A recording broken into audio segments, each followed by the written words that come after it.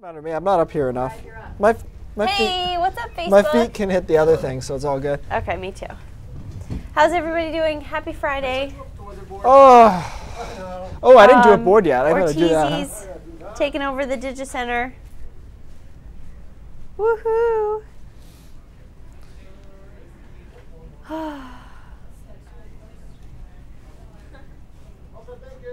I'm just still firing up Facebook. Let's see, let's see. This is this is my big break. We struggled to start the show today. You're about to see why. Yeah. I made a joke about it. He did not respond. Back on Monday. Woohoo! Jess, you want to go ahead and put 2 new things in here? Weatherman, baby meat taster. Hey, Alan. Hey, Abby, Peggy, Kimberly, Ronald, William, can David. It be funny? Yeah, I know. All tuning in reluctant, early. We appreciate reluctant it. camp owner. Okay.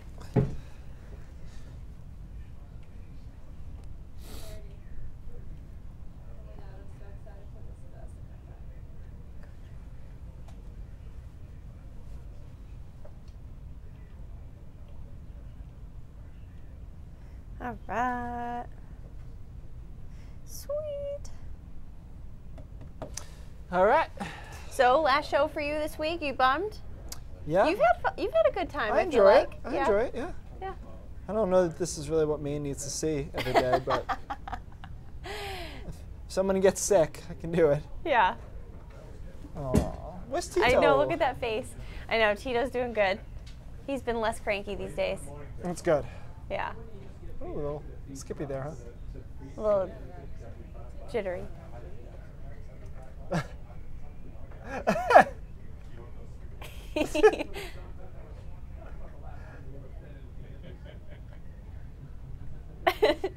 The laugh is infectious or contagious. Can be.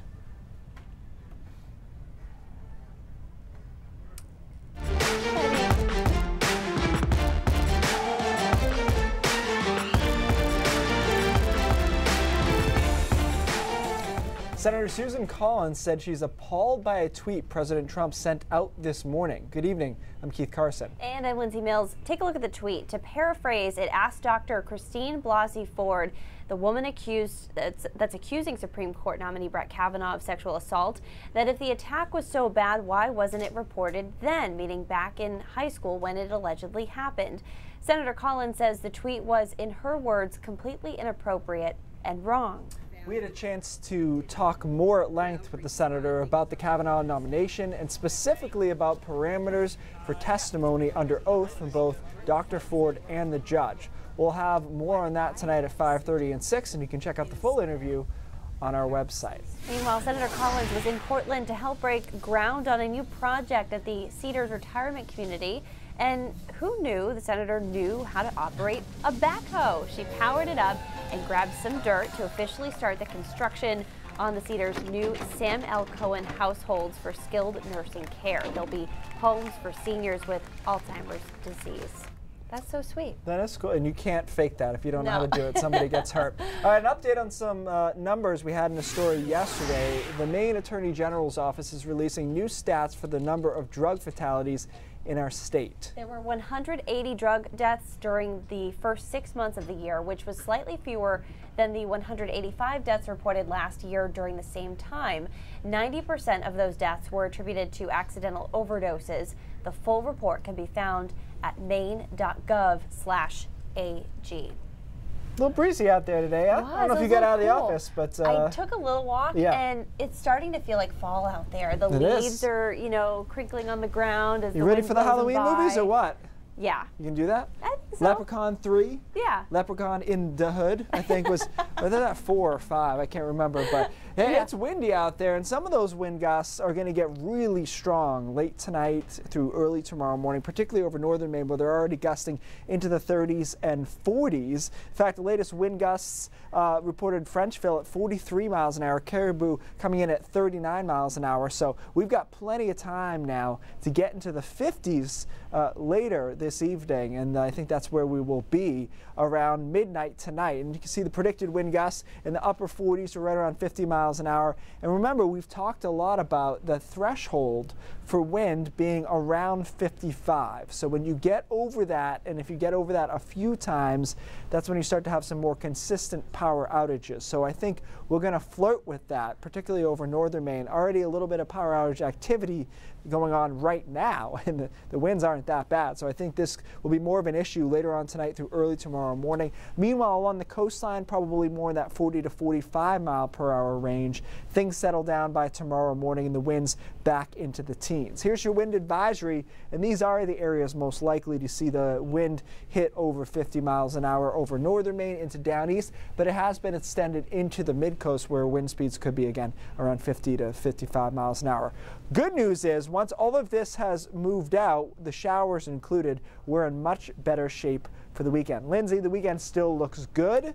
We'll talk more about that in a few minutes. All right, Keith, thanks. So earlier this week, we told you about the Food and Drug Administration's investigation into grain-free pet food. Now there's a new warning from the FDA today for pet owners. Certain flea and tick prevention medication can cause neurological problems.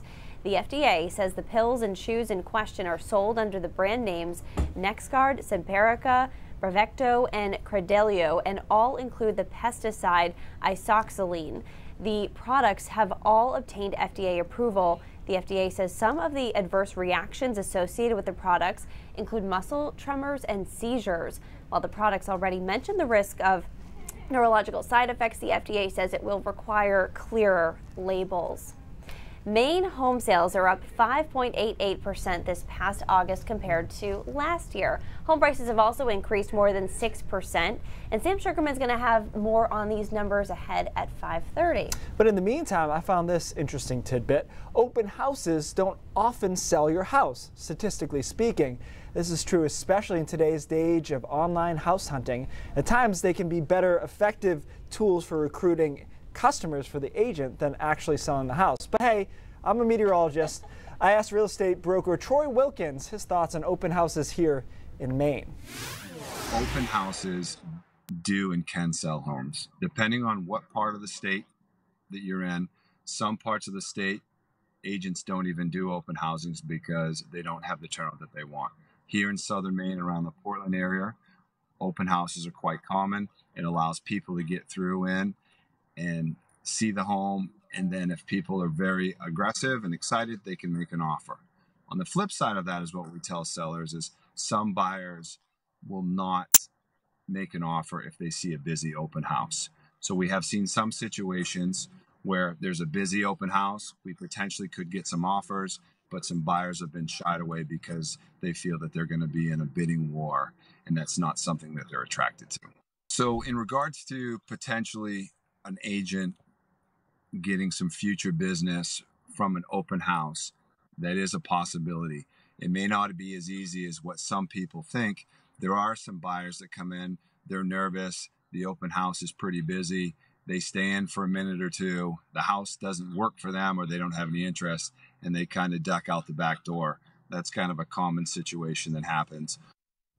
So it's interesting, you know, the stats aren't huge, but the other factor is it really doesn't cost you anything, and it's typically your agent who's there. But, you know, people think about that as the way to sell the house, but a lot of times you have neighbors in there who just want to see what the inside of your house has looked like, you know, and this is their chance to do it. And tire kicking and whatnot, but the good news is the market is still pretty strong. I will say I've done that open house thing where we drove up to a house, and there was so many people like down the street. I was like, nah, I'm not getting into this. So interesting. Yeah.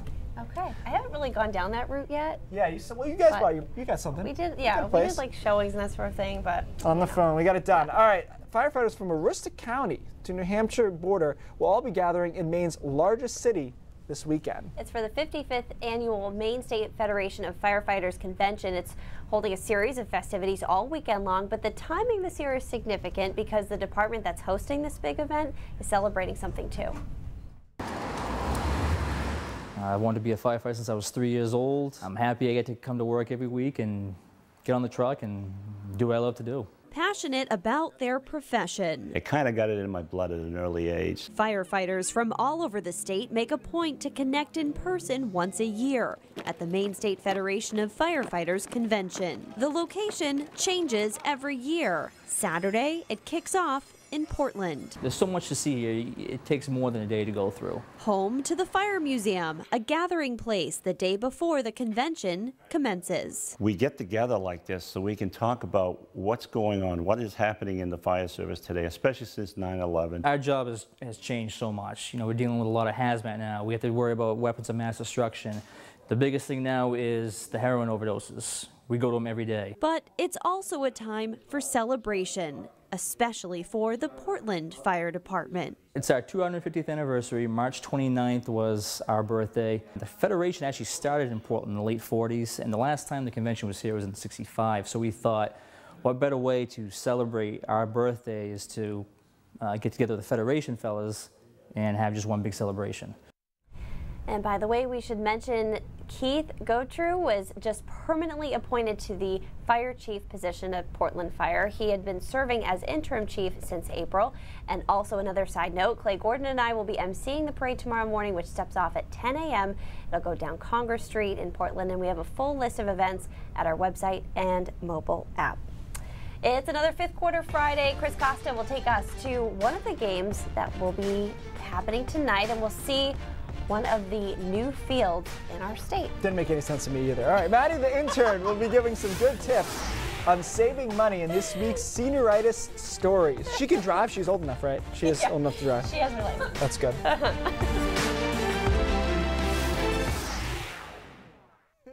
I was reading it as you were reading it. Yeah. I'm like, I know. That's the trouble is I don't really read scripts these days. What had happened was, are you going to do it though? I don't have to do it, right? No, she's okay. figuring it out. All right. I just want to make sure we're going to have a board.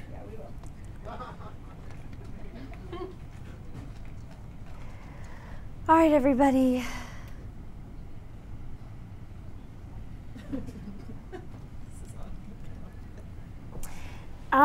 Sarah, it seems like you have a story idea or something that you want us to look into. Send us an email to asknow@newscentermaine.com, and we would love to hear from you. Robert says, thanks to all the firefighters everywhere. We're going to be over at the monitors. What are we doing here? Just Reed loves the inside look at the commercial breaks. Oh, we're That's killing cool. the Browns? Oh. That's a good story. Yeah, Rachel says she's still in shock over the Browns winning. People were celebrating the tie a few weekends ago. Yeah. That was a big deal. That's where they're at. That was a big deal. Me?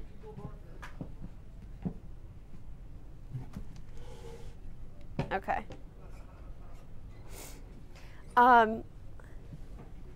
Let's split this up. I'll just start it. I'll say it's feeling like fall, week 4 of the 5th quarter. And then do you want to take it from here? Chris Costa is live in Lewiston, blah, blah, blah. Blue Devils are getting ready to host Portland at their brand new sports complex. Okay. Brand new sports complex. And words. All of the words. And speak. And the words. Gosh, it's getting dark out again so early. I know. Sad! Exclamation point. Oh my goodness.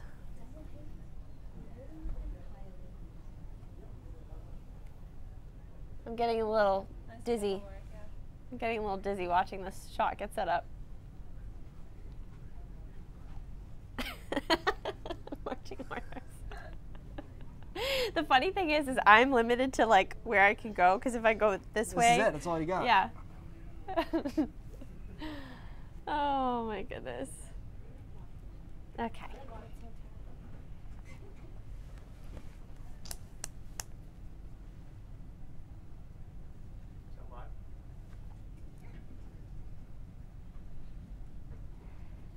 It's definitely feeling like fall for week 4 of the 5th quarter. Yeah, Chris Costa's live in Lewiston tonight where the Blue Devils are getting ready to host Portland at their brand new sports complex. Coco, how are we looking?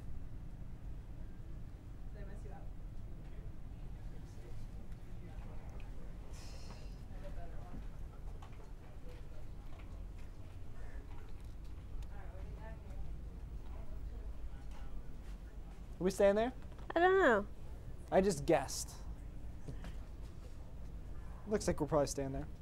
I don't know. All I heard was you guys. Browns, fridges.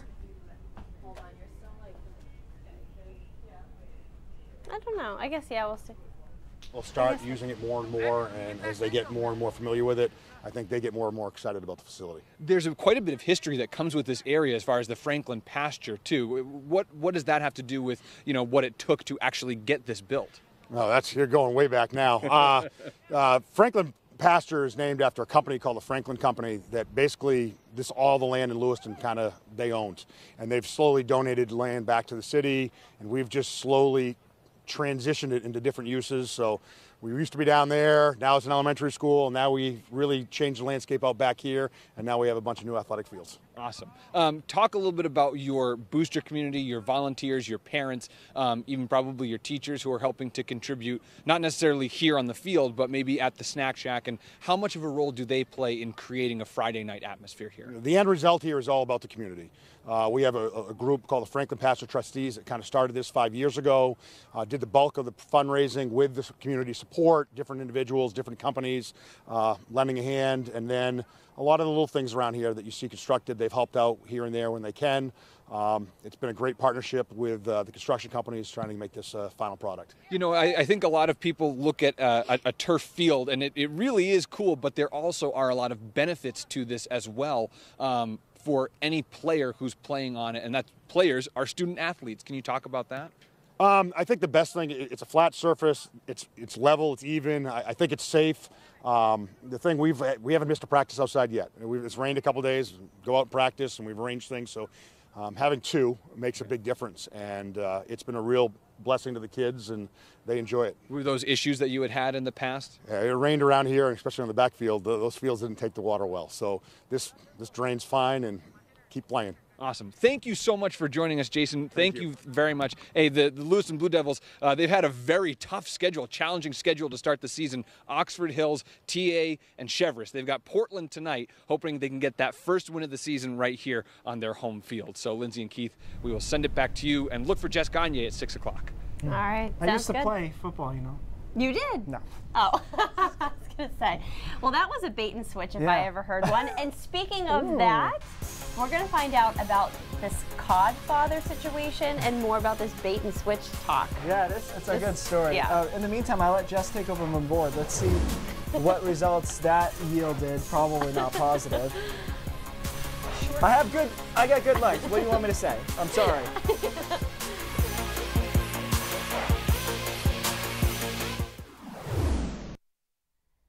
All right. The Codfather. Oh, we're going to the newsroom. And we are ad-libbing the intro to Senioritis. What's the story about? So this one is Maddie the intern is gonna tell us about being like frugal as a student, like saving money, avoiding a lot of college student debt. Okay. Don't go to college. Yeah. Or get a lot of scholarships. Exactly. That's one way to do it, yeah. Oh, I don't need this yet. Yeah. Oh, thanks, Jeff.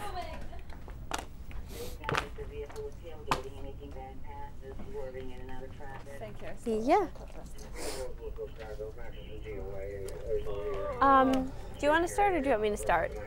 I don't know what it's just about her saving money, but isn't there it's an ongoing series, right? Yeah. Maddie the intern. It's basically to like bridge the gap for young viewers that might be in college and then people who are watching who might have kids in college. Yeah.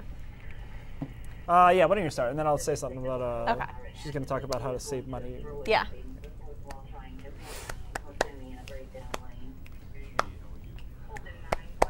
Sweet. Oh, shoot.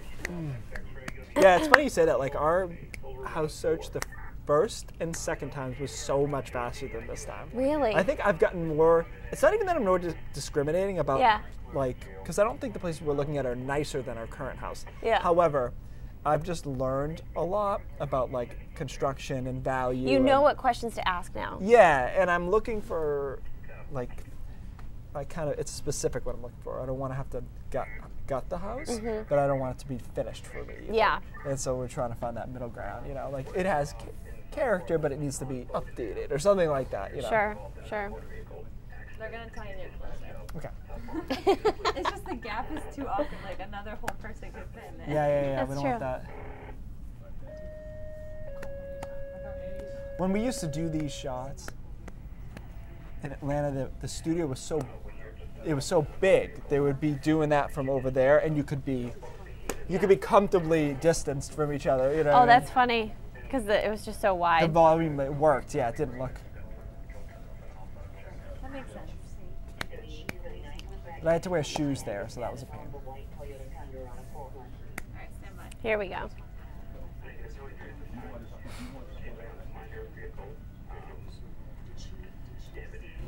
What's for dinner tonight? If you're a college student, we can probably guess what you're gonna have. Pizza, Yep. ramen noodles. I mean, what was your go-to in college? Yeah, it was French bread pizza. Yeah, You could whatever microwave was it. cheap, right? Yeah, so Maddie the intern has been doing this ongoing series for us, and today's focus is on how to save money as a student. The day 3 years ago you thought would never come, well, it's here, and it's the biggest wake-up call of them all. My name is Madison Rayner, and I'm currently an intern at News Center, Maine. I'm a Mainer who's pursuing a journalism and legal studies double major at the University of Massachusetts in Amherst. This is Senioritis Stories. I'm Madison Rayner, and I'm a broke college student. For many of us, student loan debt is unavoidable. So until we get big kid jobs, we must learn to ball on a budget. Quick disclaimer, this advice is tailored to someone who already has a part-time job. If you don't have one and your bank account is suffering, it may be time to join the rest of us. Step 1, make a budget. Write down all of your expenses for the month. Your rent, textbooks, cell phone bill, anything you are responsible for paying, now total it up. Pro tip, I always overestimate my expenses, just to give myself a little wiggle room at the end of the month. Now calculate your total income for the month. Add up your paychecks or whatever earnings you have coming in and write down that number. Subtract your estimated expenses from your total earnings. This is your savings for the month to use however you please. If you're like me, that sad number is gonna put a damper on your weekend plans. But don't stress, that brings us to step number 2. Be savvy with your money. Personally, Starbucks is my biggest weakness. Hi, could I please get a grande iced coffee? I love seeing my gold stars rack up on the Starbucks app, but my credit card bill is not worth that one free drink. Thank you so much. You too. While I'm all for a treat in yourself, cutting down to that one coffee run per week has saved me lots of money. Step 3, there's an app for that. There are a ton of apps out there that will keep you on budget and save you money by just the click of a button. My favorite app to save money is Pocket Points. By simply locking your phone during class, driving, or hanging out with friends, you're collecting points that you can use for in-store and online purchases. Not only does it save you money, it makes you unplug from social media. That sounds like a win-win to me. Step 4, learn how to say no. While you should have the freedom to live your senior year to the fullest, it may be worth your while to skip on a night out. Finding free alternative ways to spend your weekend can save you and your budget. And hey, maybe you can finally afford that spring break trip this March. Happy budgeting. I'm Madison Rayner, and I'll see you next Friday at 5. I didn't even think about budgeting in college because I feel like I had such a small amount of money that it was, you know what I mean? Like it's harder, but it's also easier. You're like, well, I had $50 this week and it's gone. Right, and but it's gone like that. I think Starbucks is a good, although I'm sure they advertise with us, so whatever. But the point is, like, there are some drinks there that you're like, was that just $9? I know. You know? It adds up quick. Yeah, It really happens. does. Jess buys some of those sometimes. We're starting to switch back into like hot coffee weather zone. Right. You know, like I was loving the iced coffee while it was like still pretty muggy out there. But now I gotta go with hot coffee. And it saves you money because they're less complicated usually. That's right? true. Those That's those true. ice drinks are like desserts, basically. Yeah. All right, we got some gusty winds out there.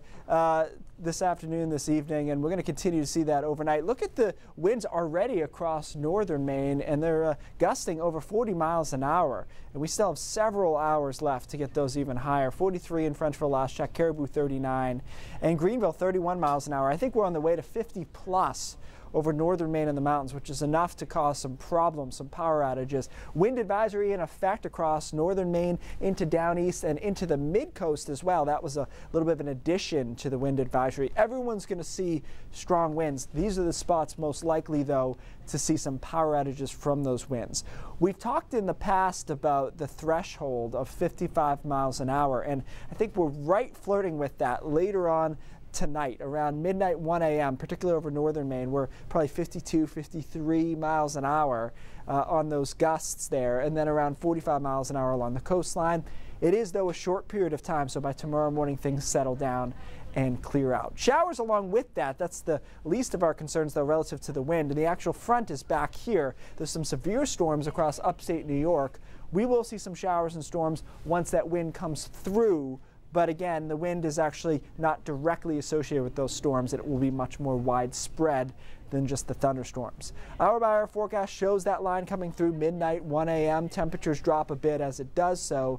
And by tomorrow morning, we've got some early clouds, but by 10 a.m., we're fine. And it's sunny through the rest of the day, sunny through Sunday as well, and then again on Monday. So a nice stretch of weather. Although it will be a bit chilly there Sunday morning and Monday morning with a lot of 30s and low 40s out there, which is not unusual for this time of the year. We don't have time for that map, but it is going to feel cool. And then we're back to a little bit more of a tropical air mass on Tuesday and Wednesday, but some showers and thunderstorms in there. Let's watch those winds tonight. If nothing else, I think it'll wake a lot of people up, and power going out wakes me up too. Just you hear things beep or whatever, and I think we'll see that across northern Maine. All right, so we're going to have to keep an eye on those power outages. Yep. Keith, thanks. So if you're cooking fish for dinner tonight, is the label on that fish what it says it is? Yeah, a 2013 study by nonprofit conservation group found 1/3 of seafood sold in the U.S. was mislabeled. Here are some tips to help you avoid a seafood bait. Should have read that ahead of time and switch. From sushi to sole, we love our seafood, but some sellers are cutting corners, substituting inferior quality species for the fish you think you're buying. They sell 4 or 5 different fish that they can disguise as a red snapper. It's a cutthroat business. Carlos Rafael, profiled in The Next American Greed, ran a fleet of fishing boats in New England. Squeezing out the competition, falsifying records, and mislabeling fish earned him the nickname the Codfather. This is his way of life, to break the law repeatedly. Yes, there is such a thing as fish fraud. The label says one thing, the product is something else. And it takes a smart consumer to know the difference. Commercial fisherman and fishmonger Tony Maltese says ask where the fish came from and examine the skin on commonly faked fish like grouper or red snapper. It's not red, it's a bright pink, almost red. Grouper has a distinctive skin also. Think you're buying wild salmon? If the flesh has white lines, it's probably farm-raised. Those lines are fat. So wild salmon very rarely has any fat lines in it because they have to swim and they stay in shape. Get to know your fish seller and bone up on your fish facts, or you may get less than you bargained for. Scott Cohn, NBC News. Okay, just the Codfather was worth that entire story. That's the main reason. That is interesting, though. I mean, is. You don't. It's hard to tell some fish when you're looking at them. Right. You can't really tell the difference if you don't know. Especially some of those flakier white fishes. Yes. Like you could definitely pull one over on me. Maybe not some like true Mainers, but you could do it for me. All right. All right. A lot more coming up on News Center Maine at 5:30. Lee Nelson's here with a preview. Hey, Lee. You just admitted you're not a true Mainer, Keith. You may have done it accidentally, but you just did it. Massachusetts, Lee. We got a lot for you coming up at 5:30 this evening. Serious topic, fentanyl. We talk about it a lot. Fentanyl continues to be a problem here in Maine. A couple of officers, police officers, actually had to be hospitalized because they were exposed to the opioid. So we're going to tell you more about that and what happened afterward. And boy, we got a great feel-good story for you, a soccer goal you don't want to miss. It's from last night's Yarmouth and Lake Region game. A tearjerker, maybe? We'll see. Lots more coming up for you tonight at 5:30. Now back to you guys. It's a great positive story. I like the positive stories. Very and good. you're right, I'm not from Maine, but if I stay here long enough, You're a transplant. brain But drops. me too. Coming up next.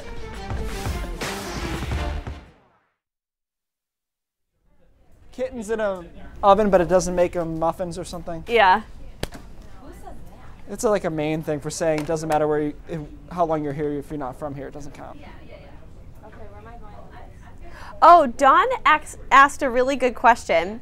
Dawn wants to know, why do they give you a piece of white paper sometimes before brain drops, then you crinkle it up and throw it away? That is because we are doing a white balance for the camera. To see another one? Yeah. Yeah, you're about to see it again. Basically, it's so that we make sure the camera looks the right color. So it uses the white from that piece of paper to make it not look orange or blue, but just right. Basically, that's my only job. How much do we have? 30. Okay. Oh, that's a true team player right there, Lee Nelson, when he like made us laugh and then was like, all right, but also serious subject. Yeah. We cut ourselves short on this, right? Yeah. Yeah, that's fine. That's fine. It's quick. Okay, I'm going to give you a synopsis so you can react. Okay. It is a part that is being 3D printed that's a bionic eye. Oh. So it has potential to help people who can't see. Wow. So they print it. They've got these.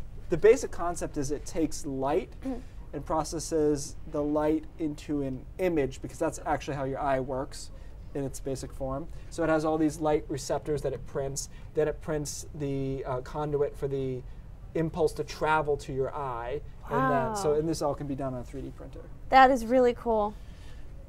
That's cool. Has a lot of potential. Yeah.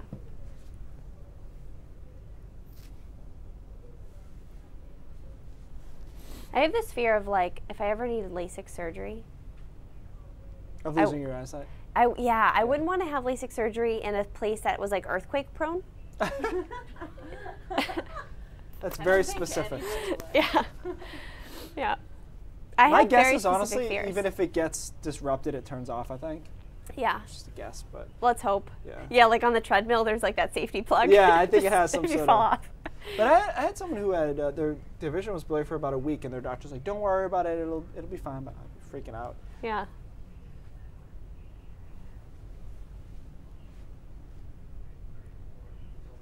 Today's Brain Drop, a lot of stuff about 3D printers, and they've just developed this bionic eye that they can print on the 3D printer. It takes light and it converts it into an image, and that image is basically through electricity put onto someone's eyeball, and it helps people who can't see. 3D printers amaze me, and I think it is the future in so many ways. No need for Amazon Prime. You just print out whatever you want. Oh man, no more cardboard boxes. All right, News in a Minute 5:30 starts right now. See you guys. Bye guys. Have a great weekend. Yeah. That's why I'm going.